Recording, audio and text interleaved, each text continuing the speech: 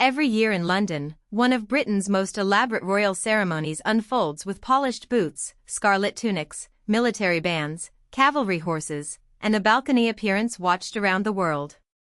This is Trooping the Colour, officially known as the Sovereign's Birthday Parade, or the King's Birthday Parade when the monarch is a king. It is held on Horse Guards Parade, near Buckingham Palace, and it marks the monarch's official birthday rather than necessarily their actual date of birth. To many viewers, it looks like pageantry, music, uniforms, flags, and precision marching. But underneath the spectacle is a military tradition with deep historical roots. At its heart is a single object, the colour, a regiment's flag, once vital on the battlefield and now central to the ceremonial identity of the British Army. The phrase trooping the colour can sound mysterious if you are not familiar with military language. In this context, a colour is not just a shade or decoration. It is a ceremonial flag belonging to a regiment, carrying symbols of identity and often displaying battle honours earned over generations. To troop a colour means to carry it slowly and formally through the ranks of soldiers.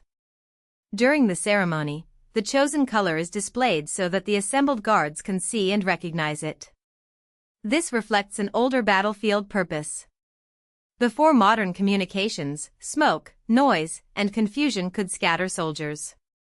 Regimental colours helped troops know where to rally, where their unit stood, and where discipline had to be restored. Trooping the colour has marked the sovereign's official birthday since 1748, making it not just a parade, but a long-running constitutional and military ritual. Britain's monarch has a real birthday, but also an official birthday, traditionally chosen at a time of year more suitable for public celebration and outdoor ceremony. This distinction allows the state to stage a major national event with predictable weather and large crowds. Over time, the parade became one of the most important fixtures in the United Kingdom's ceremonial calendar. It is watched by spectators in the stands at Horse Guards Parade, by crowds along the Mall, and by millions on television. The event blends the monarchy, the armed forces, and public national ritual into one highly choreographed performance. The units at the center of the ceremony come from the Household Division, the group of elite regiments responsible for ceremonial duties connected to the monarch, while also maintaining real military roles. The Foot Guards provide the famous ranks of soldiers in red tunics and bearskin caps. These include 5 Foot Guards regiments, and each year one is selected to troop its colour. The Household Cavalry, mounted on horseback, also plays a major role, forming the sovereign's escort and appearing in the parade. The King's Troop, Royal Horse Artillery, contributes both to the mounted ceremonial display and to the gun salute that follows. The result is not one regiment acting alone, but a carefully coordinated display of Britain's royal military establishment. Before the main ceremony begins, the monarch travels from Buckingham Palace down the Mall to Horse Guards Parade in a royal procession. This journey is part of the theatre of the day. The Mall, the broad ceremonial avenue leading away from the palace, fills with spectators hoping to glimpse the sovereign, the royal family, and the mounted troops. The monarch is escorted by the Household Cavalry, sometimes described as horse guards or mounted troops, whose shining helmets and disciplined formation create one of the most recognizable images of the event. This procession is not merely transportation from one point to another. It symbolically brings the sovereign from the royal residence to the military parade ground to review the troops in person. Once the monarch arrives at Horse Guards Parade, the formal ceremony begins with a royal salute. The salute establishes the relationship at the center of the parade, the armed forces presenting themselves to the sovereign, who is traditionally their ceremonial head. The monarch then inspects the troops of the Household Division and the King's Troop. Inspection may look slow and formal, but that is the point. It is a public review of discipline, order, and readiness, expressed through immaculate dress, exact spacing, and controlled movement. The soldiers stand with weapons presented, forming massed ranks. For the viewer, the visual impact is striking. For the participants, it is a demanding test of endurance, coordination, and precision under intense public scrutiny. Music is one of the defining features of Trooping the Colour. The ceremony is supported by the massed bands of the foot guards, the mounted band of the household cavalry, a corps of drums, and pipers. Altogether, around 400 musicians may take part. Their role is not decorative background sound. Military music provides structure, pace, and signals for movement. Marches help troops maintain timing. Drum patterns and band cues support transitions between parts of the ceremony. The contrast between slow, solemn music and faster, brighter marching reinforces the meaning of different phases.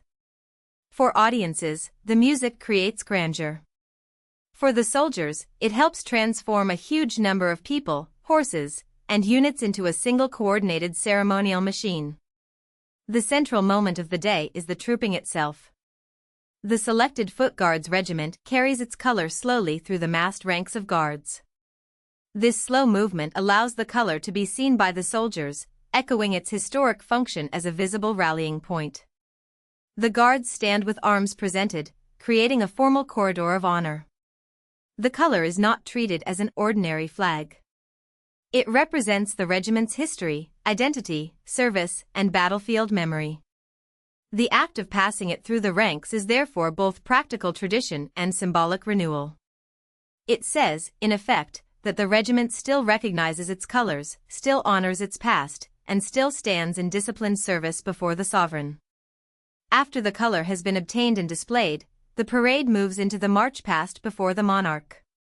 This happens in both slow time and quick time. During the slow march past, the colors are lowered before the monarch as a sign of respect, and the monarch salutes them in return. During the quick march past, the colors fly. These details matter because ceremonial movement is a language of its own. Lowering, raising, saluting, marching slowly, and marching quickly all communicate rank, honor, and allegiance.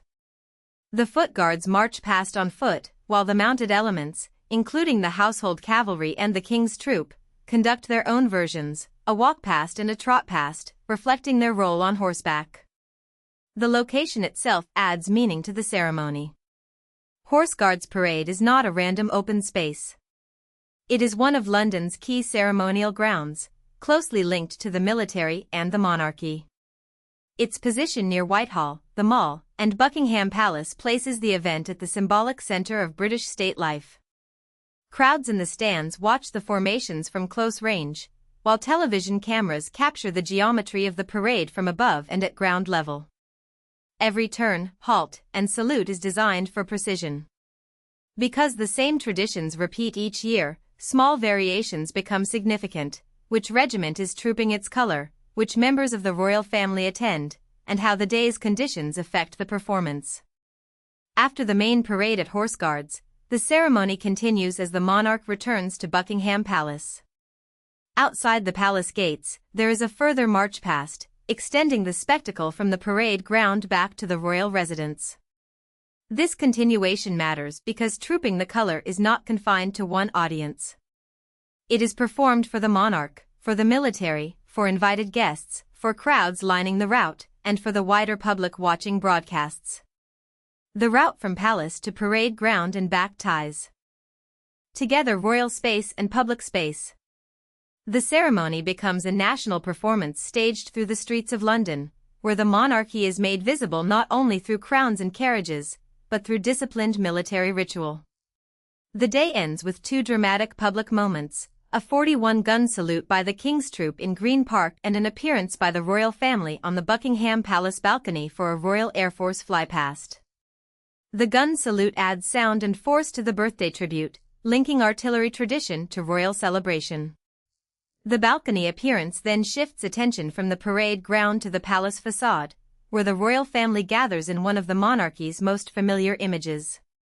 Finally, aircraft of the Royal Air Force pass overhead, connecting centuries-old ceremony with modern military power.